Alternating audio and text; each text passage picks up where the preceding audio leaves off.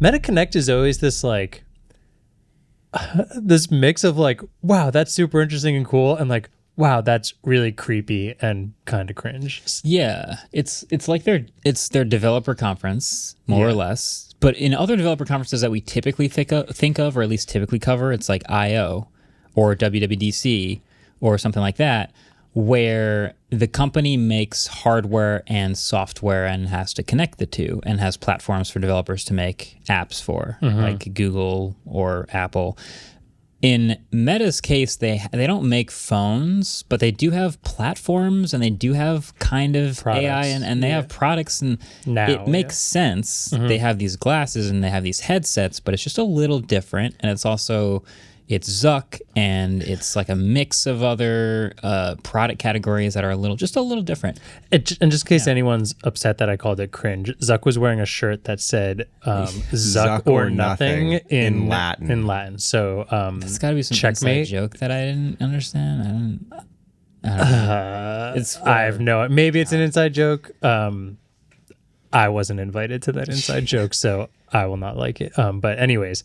They did announce some cool things. I think one of the things they announced right off the bat is one of the coolest things they announced, which was the Quest 3S. Yeah. This is cool.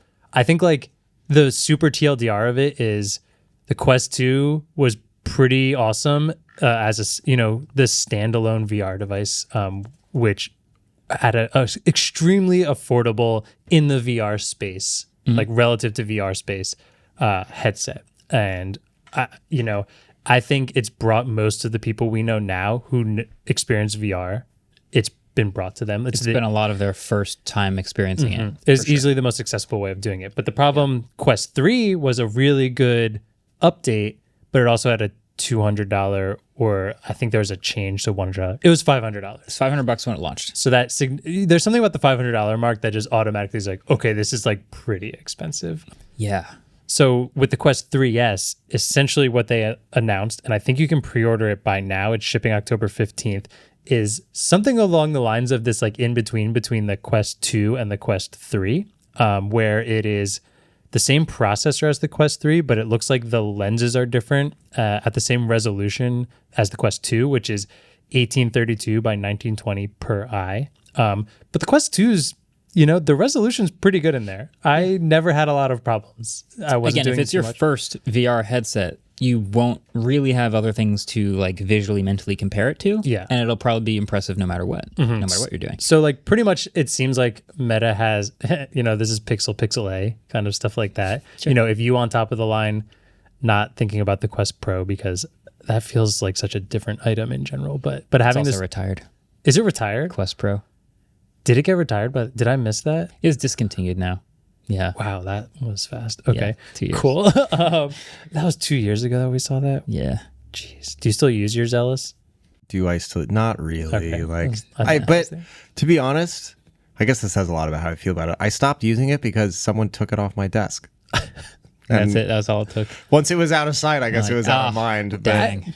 Do we all need someone to do that with our tech products that we just can't let go? The things we use very little. Do we need someone to just take it off our desk so we can really decide if we want it or not? There's an article about...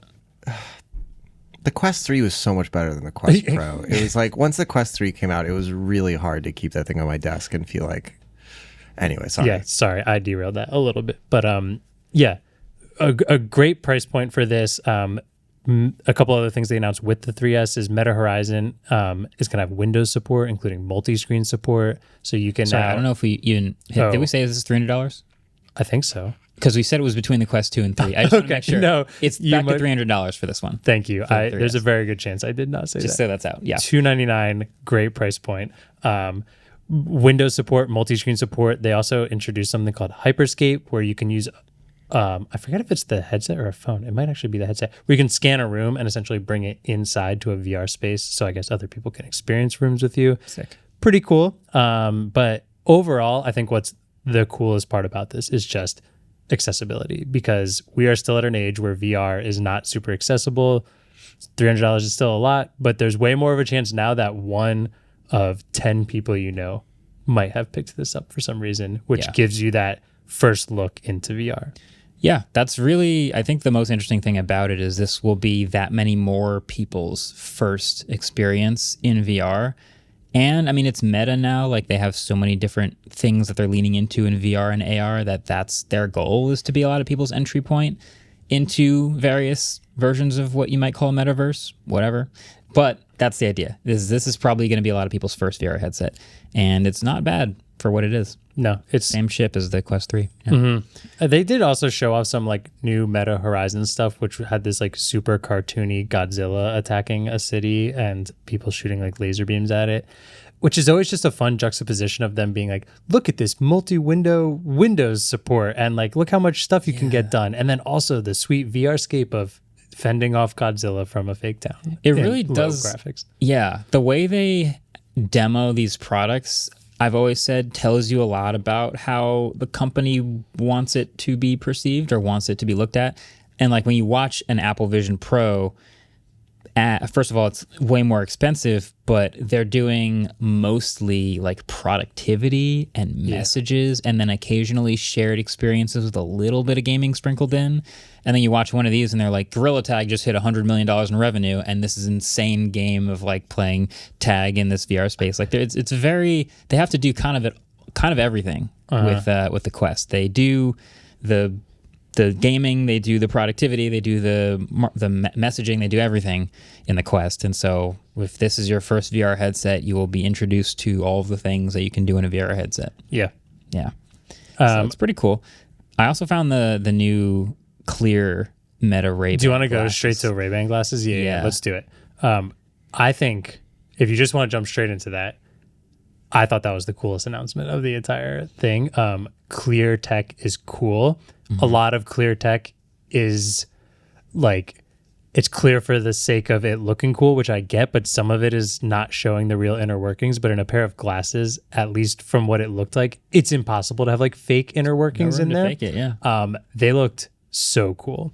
Yeah. Like just seeing all the camera modules and the circuit boards and how it's all crammed in there with the hinges and stuff like that is a really neat like perspective. But it's going to be weird if like you were wearing them and I'm just staring at how cool the glasses are on your face. I think a couple people on stage had them. Boz might have had them on. I think the person before him had them on. Like they look like interesting designer glasses, I guess, which is neat. It's just cool. Yeah, clear tech is cool. I agree. That's my not that hot take of the day. Clear tech looks cool. I mean, if you want to talk about looking cool, one of the best things Meta did with their glasses is partnering with Ray-Ban, one of the most popular sunglass companies in the world silhouette. that are, the silhouette of them is just like the standard of sunglasses at this point. So that always looks good. The weirdest thing about any tech glasses is, do they look like tech glasses or do they look like glasses? And Ray-Ban are glasses. Speaking of do they look like tech glasses or do they look like glasses, the last announcement was the big one, which is their Project Orion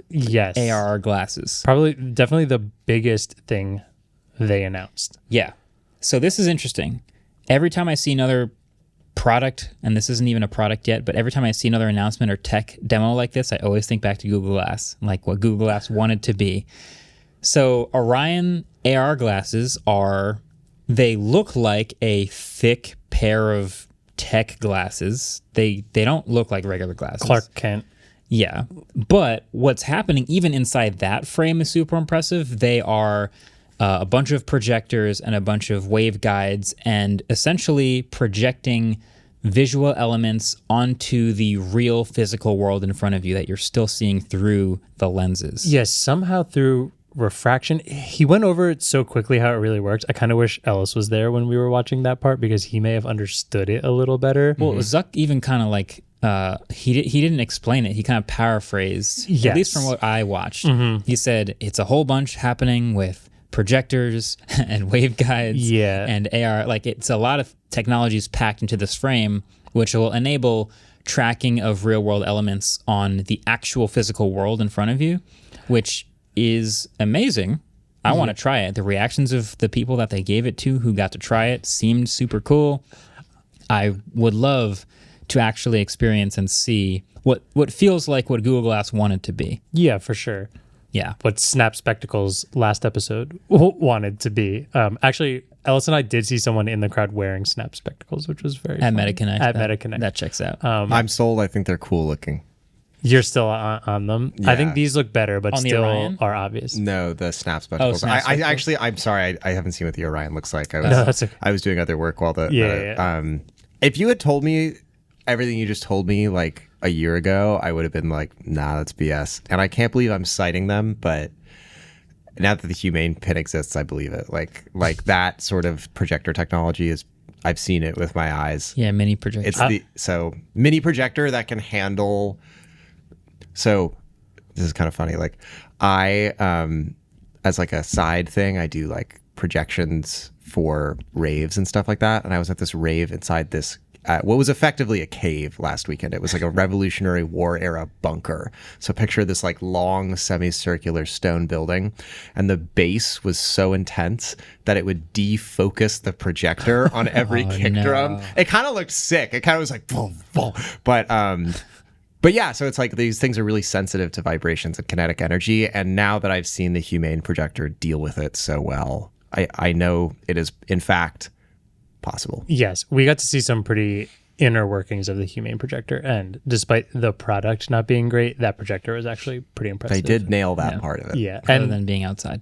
yeah. But yeah, so like even think back at what Google Glass was, like there were tiny projectors in that. This is a decade ago that would like be visible outside. You'd look up into this cube over your face and you could see the directions or the weather or whatever it was showing you, which is crazy. So One thing about that versus something I found really interesting, Zuckerberg said in this was, so that was in like a cube, but it was almost like a frosted cube, right? Where you couldn't really see through that part. It's more that it was part of your vision, correct? yes, Google Glass was floating semi-clear cube. Yeah.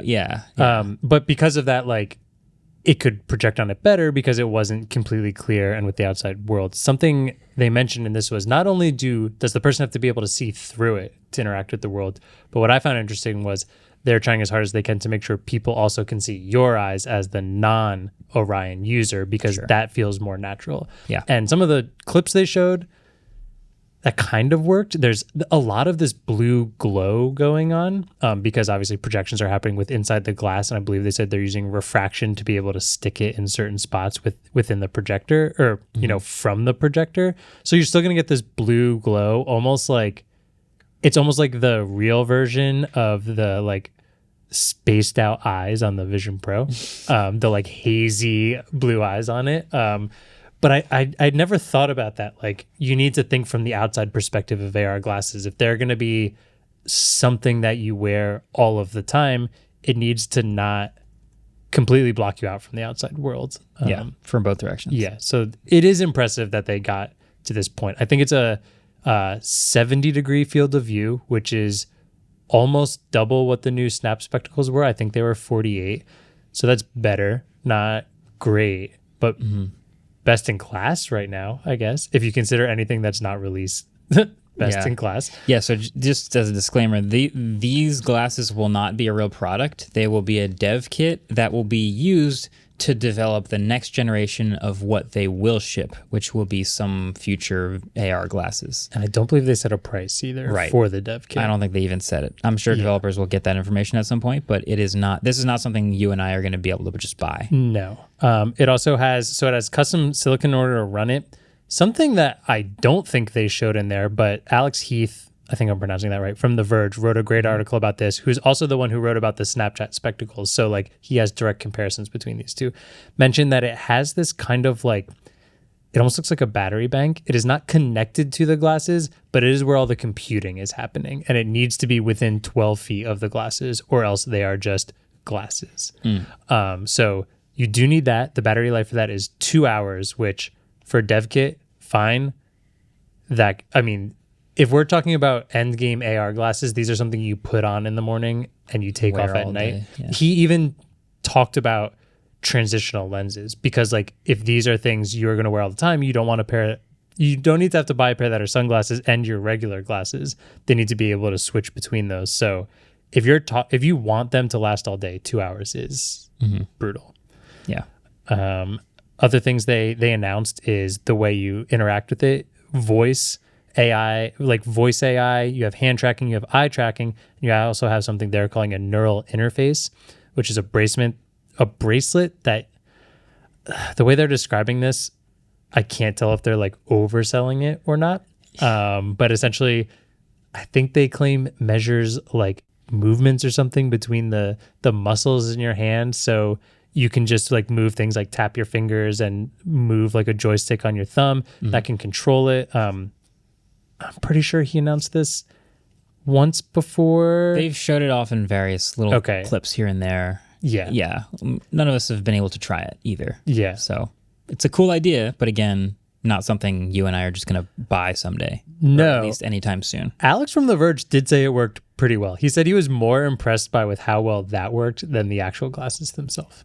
Which is cool. Yeah. I remember I anecdotally got to try it, and Zuck took it off his wrist and put it on mine. And so I was using it, and it would mess up sometimes. And he'd be like, oh, well, when it's calibrated for you, it works better.